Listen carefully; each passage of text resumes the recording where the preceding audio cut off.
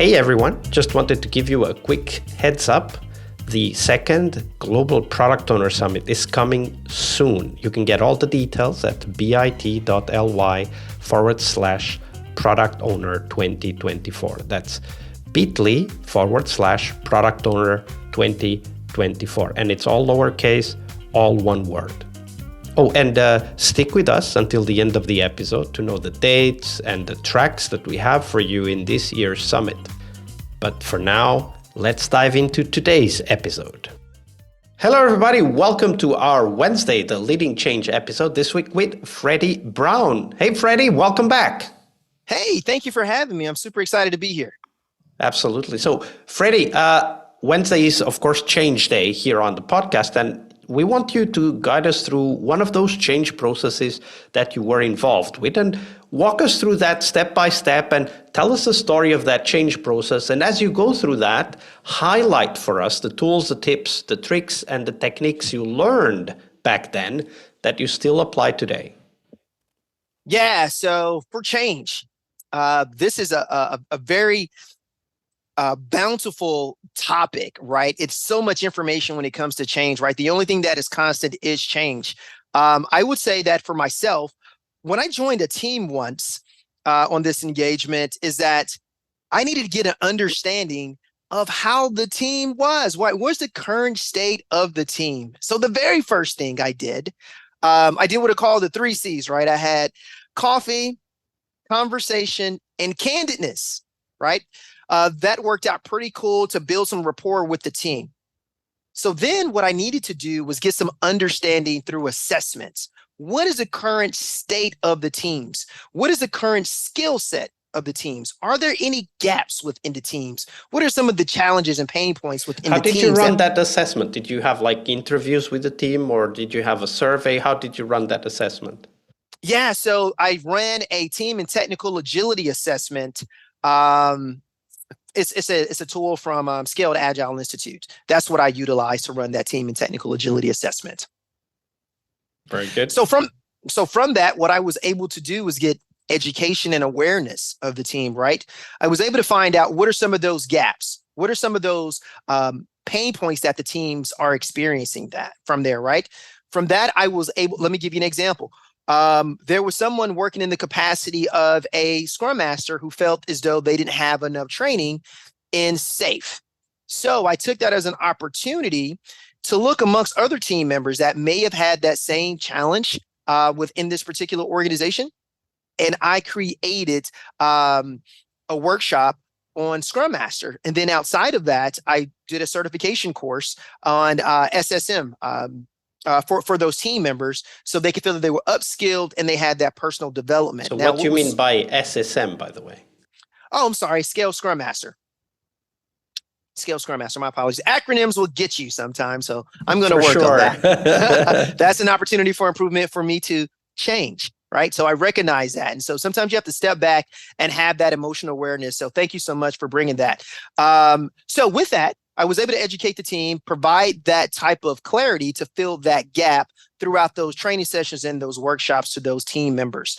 The last thing that I would obviously, well, not the last thing, there's a couple of things here. What I also did was created a plan, right? So that one example was for Scrum Masters, but also too, there were certain workshops where people worked in certain capacities already. They may have worked as a Scrum Master, but they didn't understand or wanted to upskill their talent in user story estimations or backlog refinement. So I created those workshops based on those assessments, right? I created a plan on how I would do that and map that into a calendar where those that wanted to attend based on their skills gaps or those that wanted to attend who just want to gather some feedback and maybe adjust some of their skill sets along the way, they could attend those as well too. After that, I was able to elicit feedback from the team through a survey, through SurveyMonkey that we utilized at the time.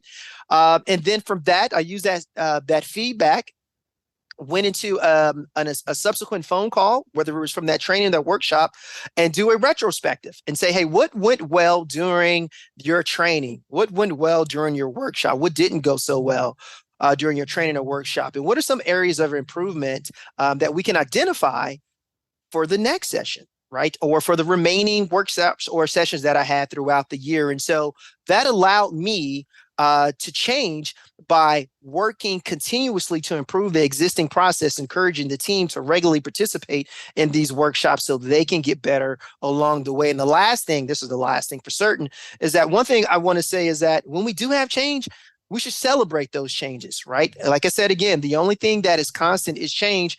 We should celebrate those, recognize them, particularly the achievements of all the change that occurred from when you started from that assessment to the very end. So that inspires teams, that motivates teams as they go throughout their agility journey. Absolutely. So I really like how you set it up about observing first with the people, one-on-ones or with the group, what you call the 3Cs, coffee, conversation, and candidness. I like that. And then understanding maybe more in depth and specific roles, what they might need, because it's not necessarily that everybody's got the same gaps, but specific roles have different needs as well. And we need to take that into account. And creating the plan for improving skills or training, I think that's something that I guess everybody would come up with, but then running a retrospective and celebrating what has changed. Did you include celebration within the retrospective, or is that something that you just built into the process later?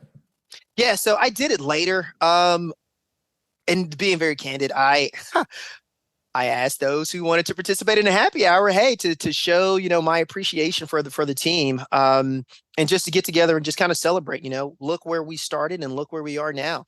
A year has passed by, or 6 months, and look how far we've grown. Look at also in the metrics on how we've changed, and let's celebrate. We've worked. Let's kind of just let our hair down, if you will. Not a challenge that I have so much right now, but let our hair down and kind of celebrate our journey along the way, and that goes back to those 3Cs, right? And that candidness, those conversations, right?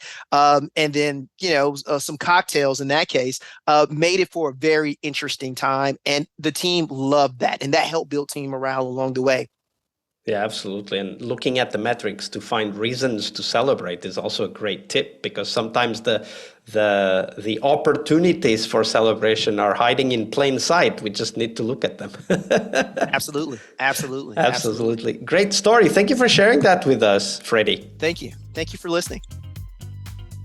Hi there, Agile friends. Thank you for sticking around and listening to the details of the Product Owner Summit, this year's global summit dedicated to a critical Scrum role, the product owner role, of course. We'll have some amazing keynotes and 4 tracks filled with first-hand stories and experiences for product owners to learn more about that critical Scrum role. The summit will take place between April 23rd and 25th, so book your calendars. There will be loads of sessions for you to attend. One of the keynotes will be Dave West, the product owner and CEO at Scrum.org, one of the largest Scrum organizations in the world. If you want to know more, check out the details at bit.ly/product owner 2024. That's all one word, all lowercase, bit.ly/product owner 2024. We will also have 4 tracks. The 4 tracks will cover cross-functional product ownership. That's track 1. As Pixar's Ratatouille said, not every idea can be a great idea, but a great idea can come from anywhere.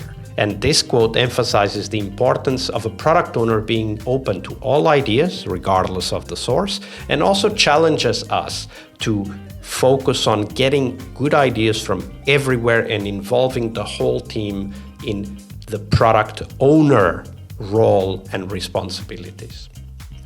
The second track is Designing Products for Growth, where we explore how to craft products ready for scalable growth, merging practical strategies with innovation. The idea here is to learn to design products for growth, whether it is sales or customer acquisition. The third track is Know Your Users, user-centric approaches for agile development. In this track, we learn to master user-centric techniques in Agile development, to deeply understand customer needs and transform insights into meaningful UX designs that focus on engagement and satisfaction. This is a track ideal for innovation-focused Agile teams. And the fourth track, one of the most exciting tracks in my opinion, is product development with AI, ideas for product owners. Not only do we discuss about using AI in the products, but also AI for product owners to learn to make a bigger impact with the help of the AI tools that we already have. The Product Owner Summit will also present to you great opportunities to network with your peers. So get your ticket and join our Slack. You can get the ticket and join the Slack at bit.ly/Product Owner 2024. As always, we have free tickets and also the paid tickets that help to support this podcast. So check them out at bit.ly/Product Owner 2024. That's all lowercase, all one word, Product Owner 2024. I'll see you in the summit floor.